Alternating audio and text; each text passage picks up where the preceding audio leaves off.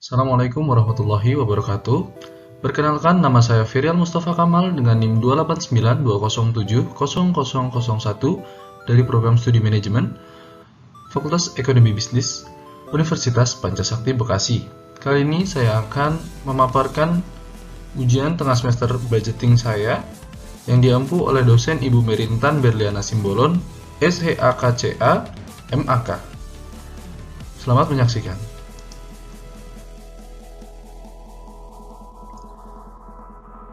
Untuk materi yang akan saya sampaikan terdapat 3 poin. Yang pertama ada penganggaran perusahaan, yang kedua adalah penyusunan anggaran penjualan, dan yang terakhir adalah soal tentang perhitungan anggaran.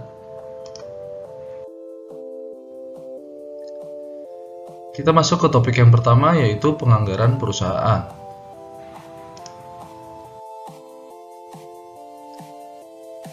Kita masuk ke pengertian. Penganggaran perusahaan atau business budgeting adalah proses menyusun anggaran guna mencapai tujuan perusahaan dalam memperoleh laba. Anggaran adalah hasil atau output dari proses penyusunan anggaran.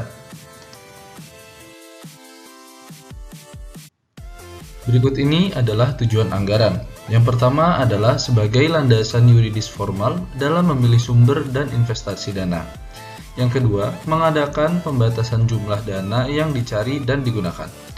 Yang ketiga, merinci jenis sumber dana yang dicari maupun jenis investasi agar mudah diawasi. Yang keempat, merasionalkan sumber investasi dana agar mencapai hasil yang maksimal. Yang kelima, menyempurnakan rencana yang telah disusun. Dan yang terakhir, menampung dan menganalisis serta memutuskan setiap usulan.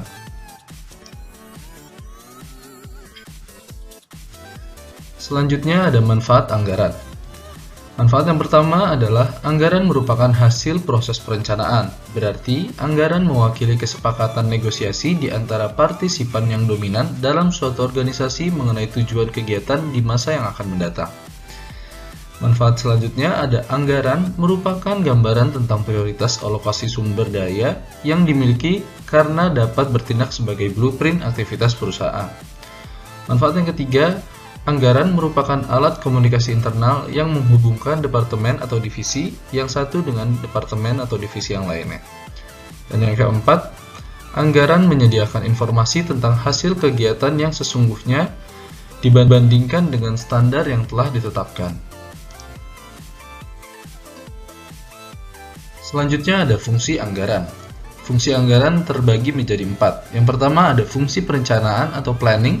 Yang kedua ada fungsi koordinasi atau organizing. Yang ketiga ada fungsi pelaksanaan atau actuating. Dan yang terakhir ada fungsi pengawasan atau controlling.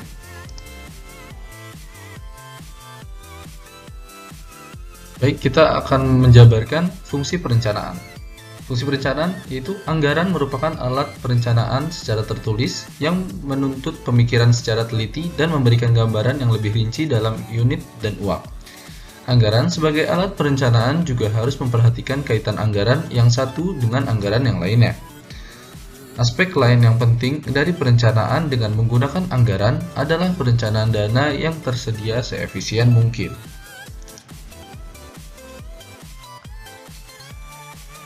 Selanjutnya ada fungsi koordinasi. Fungsi koordinasi menuntut adanya keselarasan tindakan bekerja dari setiap individu dalam perusahaan untuk mencapai tujuan. Anggaran yang berfungsi sebagai perencanaan harus dapat menyesuaikan rencana yang dibuat, sehingga rencana kegiatan yang satu akan selaras dengan yang lainnya. Untuk itu, anggaran dapat dipakai sebagai alat koordinasi untuk seluruh bagian yang ada dalam perusahaan. Selanjutnya, fungsi pelaksanaan. Anggaran sebagai pedoman pelaksanaan pekerjaan, artinya sebelum pekerjaan dilaksanakan, terlebih dahulu mendapat persetujuan yang berwenang. Pekerjaan disetujui untuk dilaksanakan jika tersedia anggaran, dananya, atau tidak menyimpang dari anggaran. Anggaran bertujuan agar pekerjaan dapat dilaksanakan secara selaras dalam mencapai tujuan.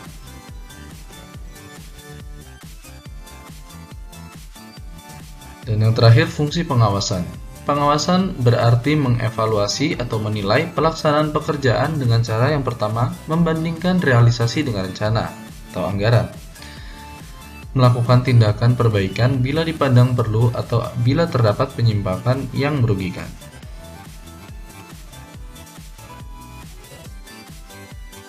Selanjutnya ada jenis-jenis anggaran dari segi dasar penyusunan. Yang pertama ada anggaran variabel dan yang kedua ada anggaran tetap. Selanjutnya ada jenis anggaran dari segi cara penyusunan. Yang pertama adalah anggaran periodik dan anggaran kontinu.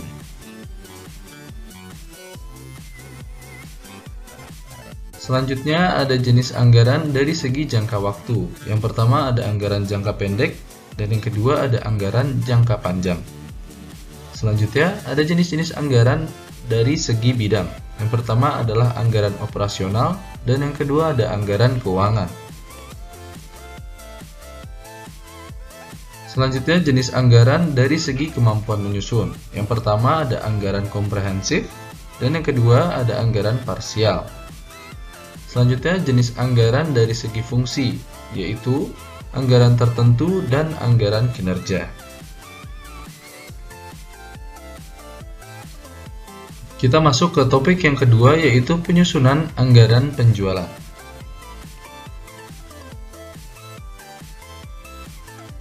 Pengertian anggaran penjualan.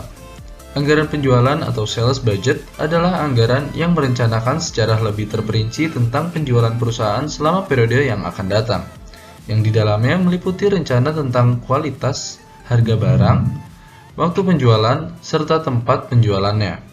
Tidak ada suatu bentuk standar yang harus dipergunakan oleh perusahaan dalam menyusunan anggaran penjualan.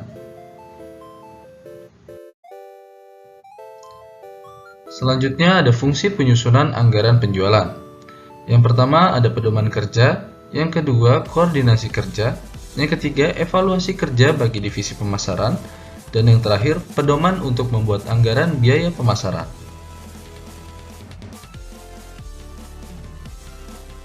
Berikut ini adalah konsep penyusunan anggaran penjualan. Yang pertama ada dasar-dasar menyusun anggaran, yaitu menyusun tujuan perusahaan, menyusun strategi perusahaan, dan menyusun forecast perusahaan. Selanjutnya ada menyusun anggaran penjualan, yaitu anggaran promosi dan advertising, anggaran biaya-biaya penjualan, dan rencana pemasaran.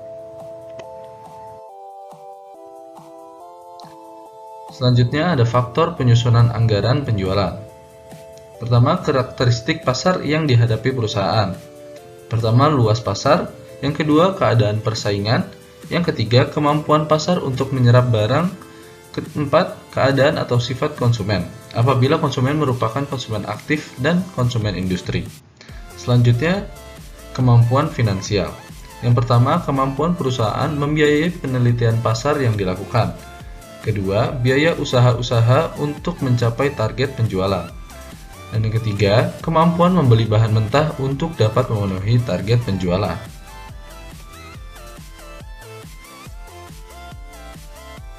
Selanjutnya ada faktor penyusunan anggaran penjualan. Yang pertama ada keadaan personalia atau SDM, yaitu apakah jumlah tenaga kerja yang tersedia cukup atau kurang atau malah berlebihan. Selanjutnya, apakah tenaga kerja yang tersedia mampu untuk melakukan tugas-tugasnya agar target yang ditentukan tercapai? Selanjutnya ada dimensi waktu, yakni sampai seberapa lama rencana yang disusun masih dianggap reliable.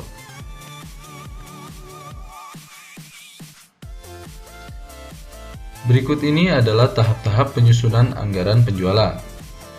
Penyusunan rencana penjualan dari segi analisis ekonomi dengan mengadakan proyeksi terhadap aspek-aspek makro seperti moneter, kependudukan, kebijaksanaan pemerintah di bidang ekonomi dan teknologi. Selanjutnya melakukan analisis industri yang dilakukan untuk mengetahui kemampuan masyarakat menyerap produksi sejenis yang dihasilkan oleh industri. Dan yang ketiga, melakukan analisis prestasi penjualan yang lalu yang dilakukan untuk mengetahui posisi perusahaan pada masa lalu.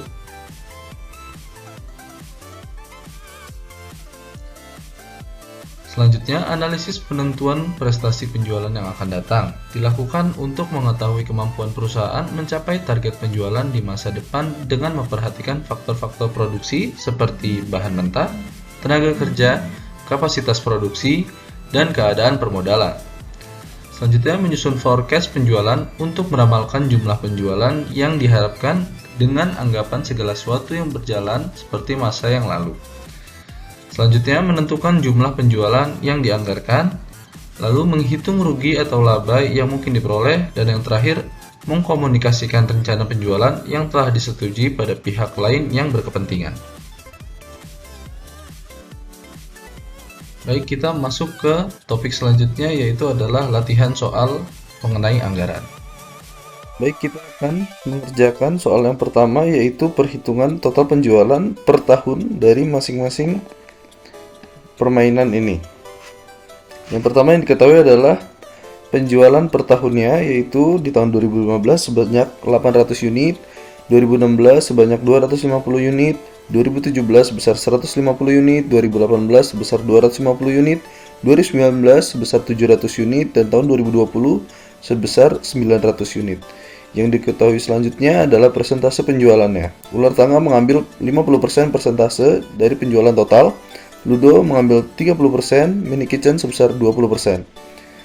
Kemudian, persentase penjualan ini kita akan masukkan ke tabel penjualan berdasarkan quantity atau unit. Maka di sini ular tangga sebesar 50% kita masukkan 50%, Ludo sebesar 30% kita masukkan 30%, dan Mini Kitchen sebesar 20% kita masukkan 20%. Selanjutnya yang diketahui adalah harga mainannya. Untuk ular tangga sebesar 80, Ludo sebesar 40, dan Mini Kitchen 130. Sama seperti tadi, 80 kita masukkan di tabel penjualan ini. Harganya ular tangga 80, Ludo 40 kita masukkan 40, Mini Kitchen 130 kita masukkan 130. Selanjutnya kita akan mulai menghitung. Di tahun 2015 dengan kuantiti penjualan per tahun totalnya dari 800, maka ular tangga mengambil dalih 50%. Maka cara menghitungnya adalah 800 dikalikan 50% menghasilkan sebesar 400 unit. Kemudian untuk Ludo dengan persentase 30% dari 800 unit, maka dikalikan 800 kali 30% menghasilkan 240 unit. Selanjutnya untuk Mini Kitchen yang sebesar 20% dari total 800 unit, maka dihasilkan 160 unit. Setelah mendapatkan quantity dari masing-masing mainan ini, maka kita harus mencari harga jualnya, harga penjualannya totalnya. Dengan cara 400 unit dikalikan 80 untuk ular tangga, maka 400 dikali 80 menghasilkan angka sebesar 32.000. Selanjutnya Ludo dengan harga jual 40, maka yang terjual 240 unit ini dikalikan 40, maka menghasilkan jumlah sebesar 9.600. Selanjutnya untuk Mini Kitchen dengan harga 130 per unitnya, maka dikalikan 160 unit yang terjual menghasilkan angka sebesar 20.800.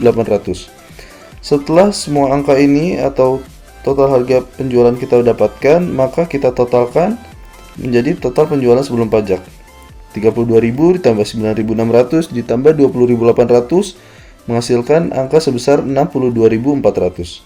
Setelah mendapatkan angka 62.400 ini, maka kita harus mencari PPN-nya karena di syaratnya ada PPN sebesar 10%. Maka PPN 10% dari 62.400 adalah 6.240. Maka total penjualan seluruhnya setelah ditambah PPN juga 62.400 ditambah 6.240 menghasilkan angka sebesar 68.640. Lalu cara ini kita lanjutkan untuk di tahun-tahun berikutnya, sama seperti di tahun 2016 juga seperti itu. Jadi 50% dikalikan 250 unit yang terjual total, ular tangga ini menghasilkan 125, sama dengan Ludo juga 30% dari 250 menjadi dapat 75. Untuk Mini Kitchen juga 20%, dari 250 kita dapatkan 50. Lalu dari total ini semua tadi, dari 125 ini kita kalikan lagi dengan harga penjualannya, 125 dikali 80 dapat 10.000.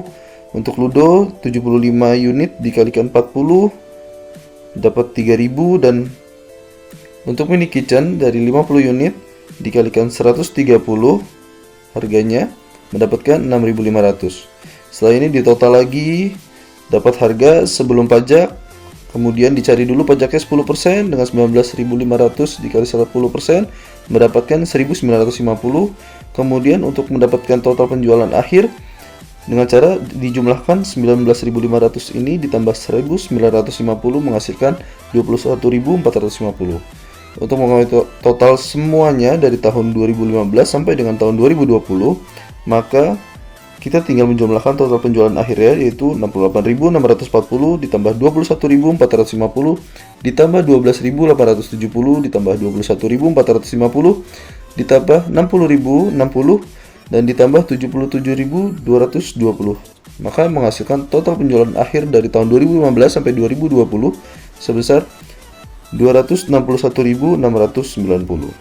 Baik, saya akan menjelaskan untuk soal yang kedua, yaitu mencari total penjualan di tahun 2020 sebesar berapa per setiap bulannya. Oke, jadi yang pertama diketahui adalah untuk persentase per bulan penjualan, ya ini diketahui bulan Januari sebesar 5%, untuk bulan Februari sebesar 5%, untuk bulan Maret sebesar 6%, untuk April sebesar 8%, untuk Mei sebesar 8%, untuk bulan Juni sebesar 8%, untuk bulan Juli sebesar 11%, Agustus juga 11%, September juga 11%, Oktober 9%, sampai dengan Desember 9%. Nah, ini yang diketahui yang pertama. Untuk yang kedua, yang diketahui adalah persentase produk mainannya, yaitu sebesar 50%, 30%, dan 20%. Untuk luar tangga 50%, Ludo 30%, dan mini kitchen sebesar 20%. Maka tabel yang kita buat ini kita masukkan ke dalam tabel penjualan seperti yang sebelumnya. Untuk harganya juga sama, ular tangga 80, untuk Ludo 40, dan untuk mini kitchen 130 kita masukkan ke tabel penjualan ini seperti yang ada di tabel sebelumnya. Namun yang berbeda adalah mengetahui kuantitinya. Kuantitinya didapat dari mana? Yaitu total penjualan tahun 2020 yang diketahui adalah 900 unit. Maka bagaimana cara mengetahuinya untuk setiap bulannya? Maka dikalikan dengan persentase yang sudah diketahui sebelumnya ini.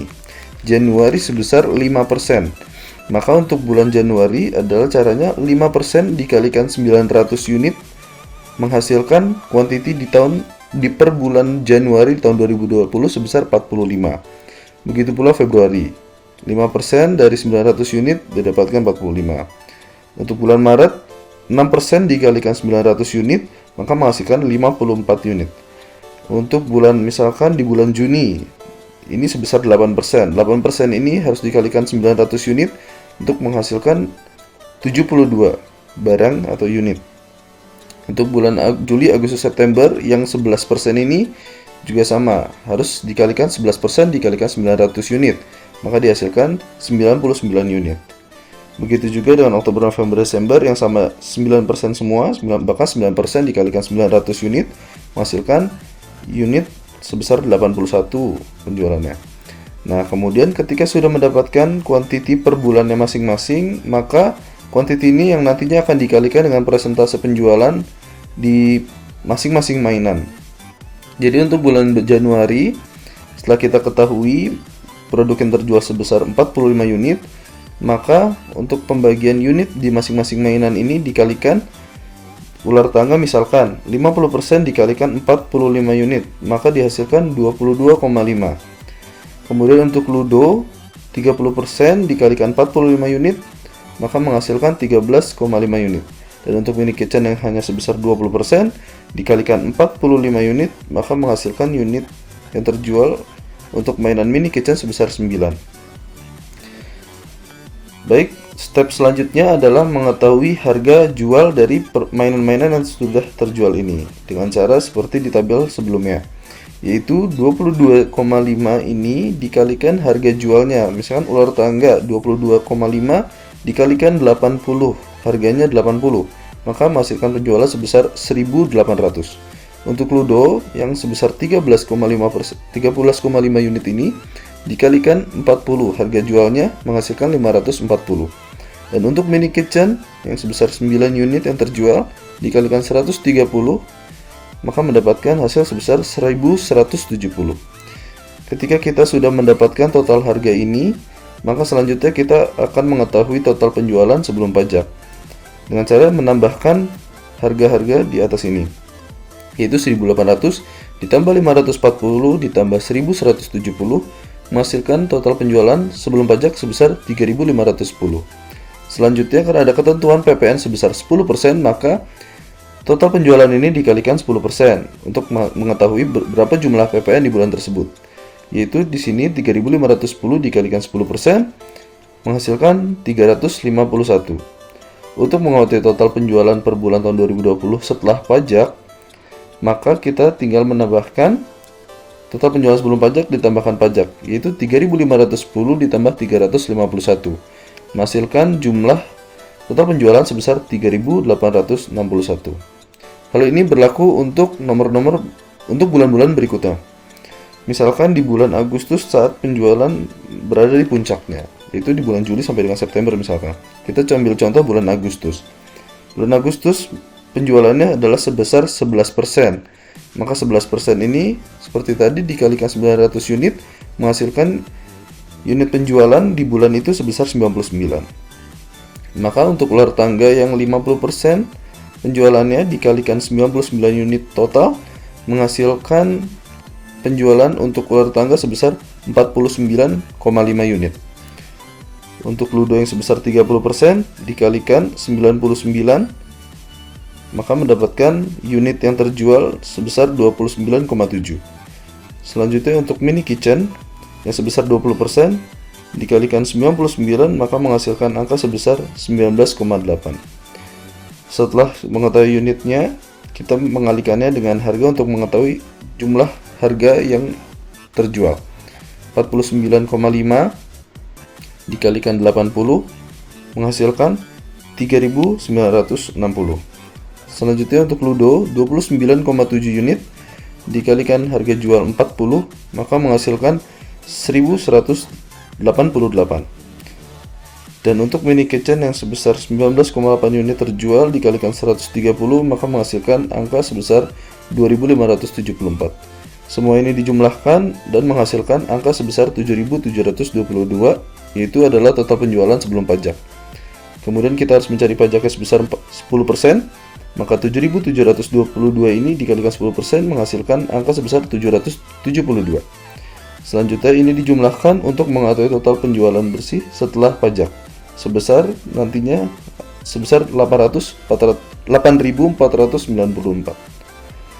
Setelah mendapatkan semuanya dari bulan Januari sampai dengan Desember, maka kita total dan menghasilkan angka sebesar 77.220 untuk penjualan di tahun 2020. Sekian materi yang dapat saya sampaikan. Apabila terdapat kesalahan maupun kekurangan, saya mohon maaf. Wabillahi taufiq wal hidayah. Wassalamualaikum warahmatullahi wabarakatuh.